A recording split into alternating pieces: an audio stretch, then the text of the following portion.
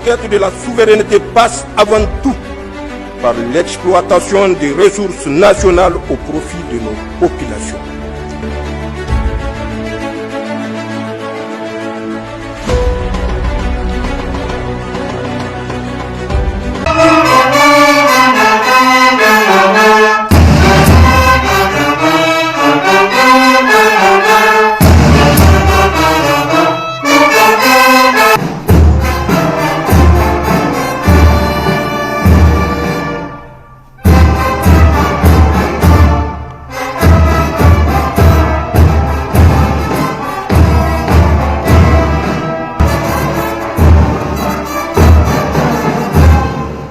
Cérémonie solennelle de la rentrée judiciaire marquant la reprise officielle des activités des tribunaux et cours du Niger. Une cérémonie dont le ton est donné par le président de la République, chef de l'État, président du Conseil supérieur de la magistrature. Solennellement ouverte, l'audience de rentrée des cours et tribunaux du Niger au titre de l'année 2025-2026.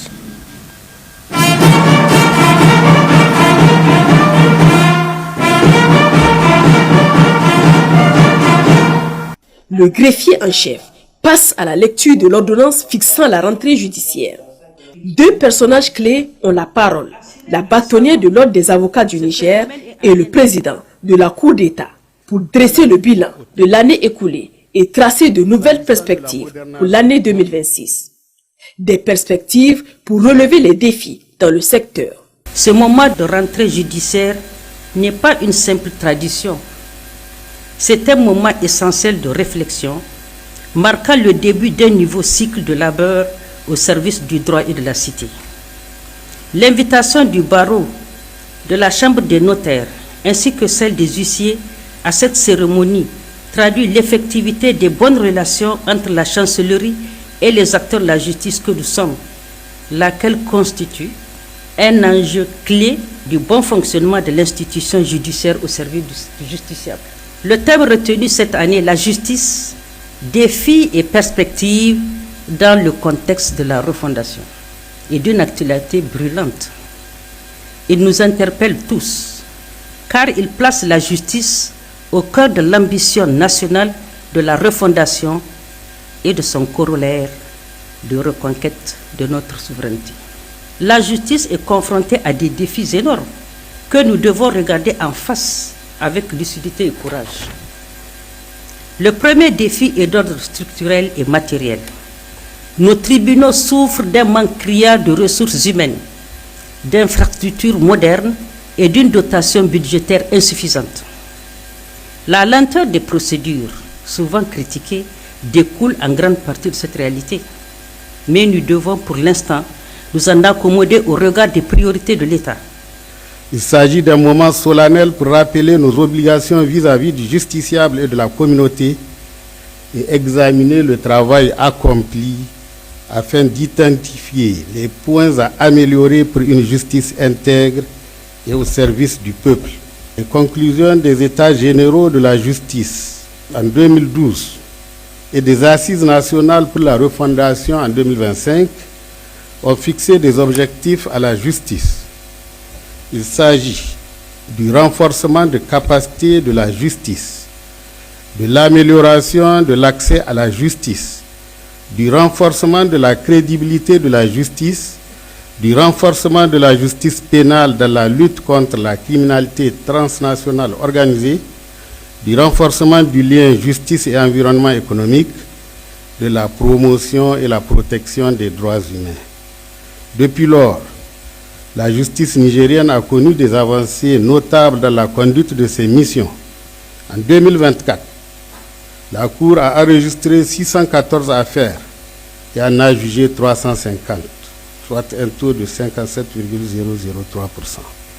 En 2025, de janvier à octobre, elle en a enregistré 418, sur lesquels elle a jugé 319, soit un taux de 76,315%. Plusieurs juridictions ont été créées.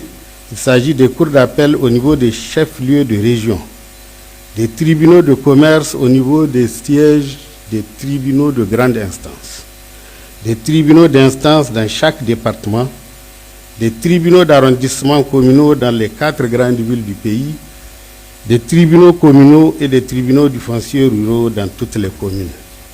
La rentrée judiciaire est surtout un vrai moment d'engagement renouvelé où discipline, rigueur et sens du devoir doivent se conjuguer aisément. Le président de la République, chef de l'État, président du Conseil supérieur de la magistrature, à l'instant solennel de son discours d'ouverture, dans un langage franc, fait sien ses défis, dans une promesse réaliste, en tenant compte du contexte de la refondation. La rentrée 2025-2026 des cours et tribunaux du Niger m'offre l'occasion de m'adresser au corps judiciaire, sacrifiant ainsi à une tradition bien établie en ce qui concerne le lancement solennel de la rentrée annuelle des institutions judiciaires. Mesdames et messieurs, je voudrais d'abord saluer la présence parmi nous des délégations de la République du Mali et du Burkina Faso, témoignage de solidarité et de volonté de construire ensemble un espace confédéral de paix, de justice et de prospérité pour nos peuples. Merci à tous pour votre présence et votre solidarité agissante. Vous êtes chez vous, en terre nigérienne de la Confédération AES, une terre qui est aussi la vôtre. Mesdames et messieurs, depuis le 26 juillet 2023, date à laquelle les forces de défense et de sécurité regroupées au sein du Conseil national pour la sauvegarde de la patrie ont décidé de prendre leurs responsabilités et de présider aux destinées du Niger, notre pays vit incontestablement l'un des moments les plus riches et le plus décisif de son histoire politique. En effet, l'exercice de notre souveraineté pleine et entière, notre détermination à défendre sans complaisance les intérêts de l'État ainsi que notre engagement pour le progrès économique et social dans un pays sécurisé et bien gouverné implique nécessairement des remises en cause, des changements, des sacrifices et la définition d'un nouveau cap. Cette exigence nouvelle qui s'impose à tous touche l'ensemble des secteurs de notre vie individuelle ou collective. Mais de tous les secteurs concernés, la justice vient au premier plan, car elle est le socle sur lequel doit reposer toute société qui aspire à créer les conditions d'une vie en société faite de paix et de progrès. La refondation que nous nous attelons à mener avec toute notre énergie depuis plus de 2 ans place la question de la justice sociale au cœur de son action. C'est cette place de la justice dans le projet de la refondation qui explique le choix de notre thématique en cette rentrée et dont l'intitulé est la justice, défis et perspectives dans le contexte de la refondation. Mesdames et messieurs, la thématique de cette rentrée nous appelle à une réflexion approfondie et sans complaisance sur la place et le rôle de la justice dans notre société. Cette réflexion doit tenir compte en particulier de notre nouvelle donne, à savoir, d'une part, notre nouvelle orientation socio-politique, économique et culturelle, et d'autre part, les attentes de notre peuple. Cette thématique nous oblige à construire de nouvelles approches et ce faisant, vous offre la possibilité historique d'envisager de meilleures perspectives en rupture d'avec ce que nous avons vécu jusque-là.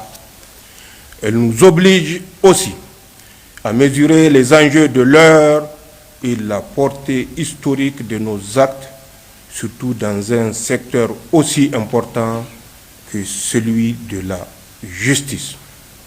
Je vous invite donc à saisir cette opportunité de la refondation pour réformer notre justice en profondeur, lui donner une nouvelle vie en phase avec les aspirations du peuple au nom duquel elle est rendue. Pour ce faire, vous devrez, dans la prise en charge effective de votre thématique, vous départir de toute passion pour vous interroger avec humilité et en digne agent public assermenté dans les termes suivants. Le peuple, au nom duquel la justice est rendue, est-il satisfait de la justice? Les citoyens ont-ils confiance dans leur justice? Quelle insuffisance constatons-nous?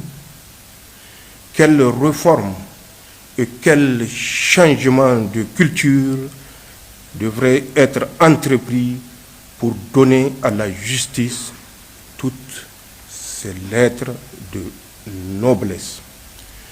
Quelle responsabilité nouvelle pour la justice en rapport avec le respect de notre souveraineté, la défense des intérêts de l'État du Niger et la protection de notre société en cours de refondation. Mesdames et messieurs, les réponses auxquelles vous parviendrez doivent aller dans le sens de formuler des propositions concrètes et réalistes pour aboutir à des réformes pragmatiques et efficaces à même de refonder notre justice. Je vous exhorte par conséquent à aller au-delà de l'approche habituelle qui consiste à toiletter les textes dans le cadre d'un séminaire. Je vous exhorte également à évaluer les moyens matériels et financiers pour réussir une telle réforme. Toutefois, sur cette question des moyens matériels et financiers, vous savez tous, nos forces de défense et de sécurité se battent au prix de sacrifices suprêmes pour protéger notre pays contre les forces du mal. Et comment nos concitoyens se mobilisent au fond de solidarité. À toutes et à tous nos martyrs, nous prions Allah subhanahu wa ta'ala qu'il leur accorde sa rahma et que leur âme repose en paix. Vous comprendrez alors que dans ce contexte, je ne ferai aucune promesse irréaliste et démagogique. Néanmoins, je puis vous assurer que le gouvernement jouera sa partition, Inch'Allah, en mettant à la disposition de la justice les moyens nécessaires pour l'accomplissement de la mission, comme nous l'avons d'ailleurs toujours fait depuis notre accession au pouvoir. Mesdames et messieurs, à ce stade de mon allocution, j'aimerais partager avec vous ce qui relève de mon intime conviction. Je reste en effet convaincu que la justice est avant tout une question d'homme. Une question d'homme dans ses rapports avec la vérité, le droit et la société. D'abord, le rapport avec la vérité. A-t-il le souci de la vérité et la volonté de la défendre? Si la réponse est oui, il va alors œuvrer à la manifestation de la vérité pour ensuite la conforter au moyen du droit tel que doit le faire normalement le bon magistrat. Ensuite, le rapport avec le droit.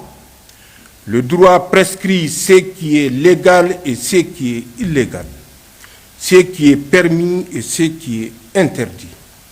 C'est tout l'intérêt de connaître et d'appliquer le droit, surtout pour ceux qui en ont la charge. Mais la connaissance du droit ne confère de la noblesse à ces praticiens que si ces derniers ne le détournent pas, mais au contraire, le mettent au service de la vérité et de l'intérêt général. Enfin, le rapport avec la société. La question est de savoir dans quelle société souhaitons-nous vivre. Quel regard la société pose sur nous et quelle société voulons-nous laisser en héritage. Mesdames et messieurs, les réponses à ces questionnements ressortent dans chaque décision que vous rendez à titre individuel et collectif. Ces décisions vous définissent à titre individuel et collectif en même temps qu'elles définissent la justice. C'est dire que la justice sera d'abord et surtout telle que vous voulez qu'elle soit, dénoncée et décriée ou respectée et saluée. Pour ma part, ma vision pour un Niger véritablement indépendant et prospère, j'ai décliné en son axe 2 mon approche afin de refonder notre justice et je sais pouvoir compter sur vous et sur l'ensemble des Nigériens pour y parvenir, car c'est dans notre intérêt à tous. Bonne rentrée 2025-2026. Vive la justice nigérienne refondée. Vive le Niger. Vive la Confédération des États du Sahel. Labousanino. Zanchan Asani. Hale Lady Non. Hale Lady Non. Lady Amen Niger. Da a cuuɗi Niger a cuuɗan laawol gonga hana laawol fewre. Da a cuuɗi Niger a cuuɗa laawol indépendance hana laawol soumission. Da a cuuɗi Niger a cuuɗi laawol gollal hana laawol wijjan. Da a cuuɗi Niger. Niger, leydi mawna non. Niger, leydi amen woni leydi mo woni yeeso leydi fou. Allah protège le Niger. Je vous remercie.